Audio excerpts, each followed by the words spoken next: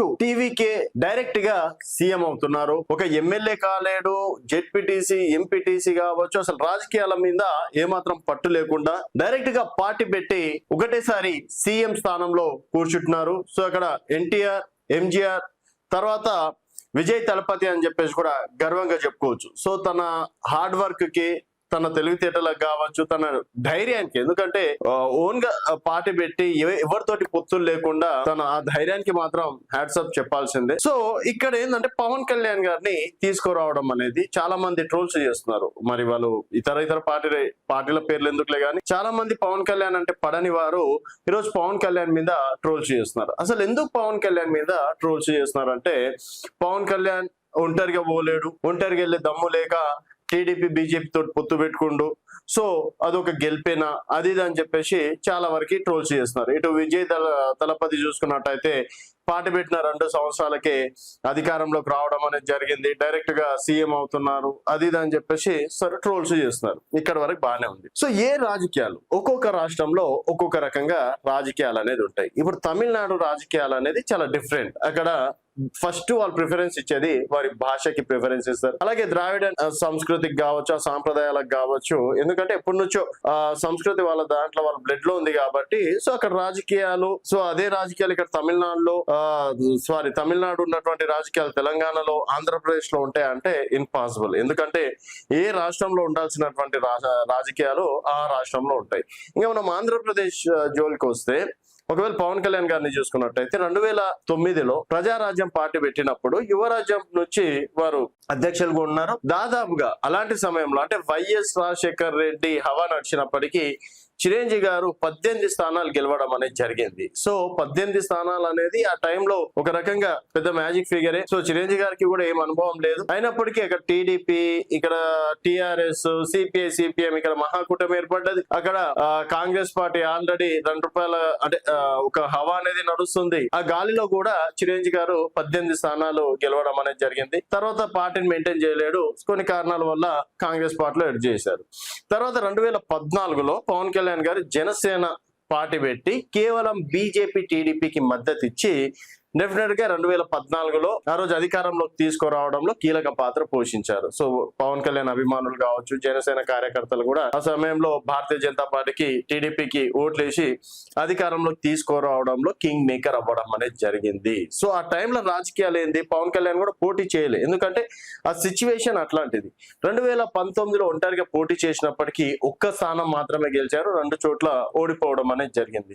So అప్పుడు జగన్మోహన్ రెడ్డిని కావాలనుకున్నారు. So YS Rajasekhar Reddy కొడుకు కదా, వారికి అవకాశం ఇస్తే చూద్దాం. 2014లో కూడా ఓడిపోయిండు, తర్వాత ఆయన జైలు వేసిండ్రు, పాదయాత్రలు చేసిండ్రు.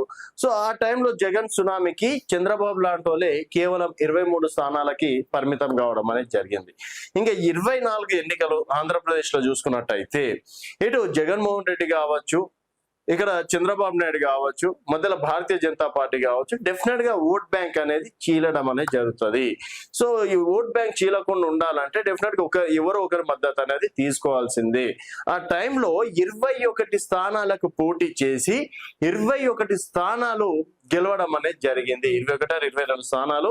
సో ఏ ఒక్క స్థానం ఓడిపోకుండా, ఎంపీ స్థానాలు కూడా ఓడిపోకుండా పవన్ కళ్యాణ్ గెలవడం అనేది జరిగింది. సో ఇప్పుడు విజయ్ గారు కూడా 110 108 స్థానాల్లో డెఫినెట్ గా వేరే పార్టీ, ఇప్పుడు సిపిఐ, సిపిఎం కావచ్చు, ఎవరిదో ఒకరితో సపోర్ట్ కావాలి, సీఎం అవుతున్నారు, సంతోషం. కానీ అదే రాజకీయాలు ఇక్కడ కలిసి వస్తాయా? పవన్ కళ్యాణ్ ఒంటరిగా పోటీ చేస్తే గెలిచేవాడా? సో పవన్ కళ్యాణ్కి అంత దమ్ము లేదా అంటే డెఫినెట్ గా అక్కడ ఇంకోటి, తమిళనాడులో ఎవరినైనా ఒకరి అభిమాని ఉంటే మాత్రం ఆ అభిమానం వేరే రేంజ్ లో ఉంటది వాళ్ళకి. మన దగ్గర సరే ఈరోజు నేను పవన్ కళ్యాణ్ అభిమాని, నేను ప్రభాస్ అభిమాని, అక్కడ వరకే చూపించుకొని ఓటు రూపంలో మాత్రం వెయ్యరు. ఇంకోటి అక్కడ పైసలకు మరీ అంత కకృతి అయితే పడరు, మన దగ్గర కకృతి పడతారు. డెఫినెట్ గా పైసలు ఇచ్చేటోనికి అంటే ఓట్లు వేసే సంస్కృతి మన తెలుగు రాష్ట్రాల్లో ఉంది. రీసెంట్ గా జరిగినటువంటి సర్పంచ్ తర్వాత ఈ మున్సిపల్ ఎలక్షన్స్ కావచ్చు, ఏ ఎలక్షన్స్ చూసుకున్నా కూడా డెఫినెట్ గా పైసల మీద కూడా ఆధారపడి ఉంటది. సో ఇక్కడ పవన్ కళ్యాణ్ కి ఆ సిచ్యువేషన్ లో అంటే పొత్తు పెట్టుకోవాలి, డెఫినెట్ గా జనసేన పార్టీ కార్యకర్తల్ని తలెత్తుకునేలాగా చేయాలి, మనకంటూ ఒక అధికారం ఉండాలి. డెఫినెట్ గా తర్వాత రాజకీయాల్లో మరి చేంజ్ అవుతాయా, ఇంకేమైనా అయితే అని పక్కన పెడితే, సరే ఈరోజు అక్కడ కింగ్ అయినా కూడా కింగ్ మేకర్ గా పవన్ కళ్యాణ్ గారు ఉన్నారు. సో ఆ టైంలో ప్రతి ఒక్కరు పవన్ కళ్యాణ్ ఆహా కింగ్ మేకర్, సునామీ, అది ఇది అని చెప్పేసి పొగిడిర్రు. ఈరోజు విజయ్ గారు గెలవంగానే ఇంకా విజయ్ అంత తోపు, పవన్ కళ్యాణ్ అది ఇది అనడం మాత్రం పద్ధతి కాదు. ఎందుకంటే ఏ సిచ్యువేషన్ రాజకీయాలు ఆ సిచ్యువేషన్లు ఉంటాయి. ప్రతి ఒక్కసారి రాజకీయాలు ఆ విధంగానే ఉండవు. అట్లా అంటే సీఎం అయినటువంటి స్టాలినే ఓడిపోవడం అనేది జరిగింది టీవీకే పార్టీ చేతిలో. సో ఒక గాలి అనేది ఆ మూమెంట్ వచ్చిన తర్వాత ఎంత తోపు నిలబడ్డా కూడా కొన్ని పరిస్థితుల్లో ఓడిపోవడం అనేది జరుగుతుంది. ఇప్పుడు పశ్చిమ బెంగాల్ చూసుకుంటే 15 సంవత్సరాలు పరిపాలించినటువంటి మమతా బెనర్జీ ఈరోజు దిక్కుదివాన లేకుండా వెళ్ళిపోయింది. దాదాపు 200 స్థానాలకి భారతీయ జనతా పార్టీ గెలవడం అనేది జరిగింది. కేవలం 78 స్థానాలు ఉండే.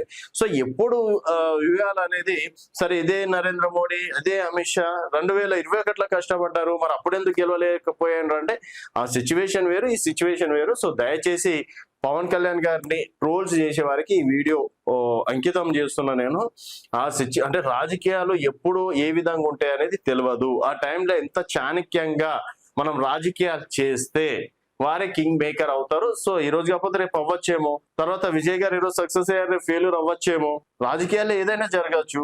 అట్లాంటిది కేవలం విజయ్ గారిని దృష్టిలో పెట్టుకొని పవన్ కళ్యాణ్ గారిని మాత్రం ట్రోల్స్ చేయకండి. పవన్ కళ్యాణ్ హవా పవన్ కళ్యాణ్దే. ఆ రోజు తను గెలిచినటువంటి సీట్లు అనేది దేశవ్యాప్తంగా సంచలనం సృష్టించడం అనేది జరిగింది. సో ఏ రాజకీయ పార్టీ ఎప్పుడు పవర్ లోకి వస్తుందో చెప్పలేం, ఎప్పుడు పవర్ లో దిగిపోతుంది అనేది కూడా చెప్పే పరిస్థితి ఉండదు. ఒక్కొక్కసారి ఇప్పుడు రేపు కవిత టిఆర్ఎస్ అని పెట్టింది తెలంగాణలో, రేపు కవితనే అధికారంలోకి రావచ్చు. మరి ఇక్కడ కేసీఆర్, కాంగ్రెస్ ఇవన్నీ వేస్ట్ అని చెప్పేసి చెప్పలేం కదా. ఆ మూమెంట్ అనేది వచ్చినప్పుడు దాన్ని ఎవరు ఆపలేరు. సో ఈ ట్రోల్స్ చేసే వారికి మరి విజ్ఞప్తి చేస్తున్నాం. Thank you.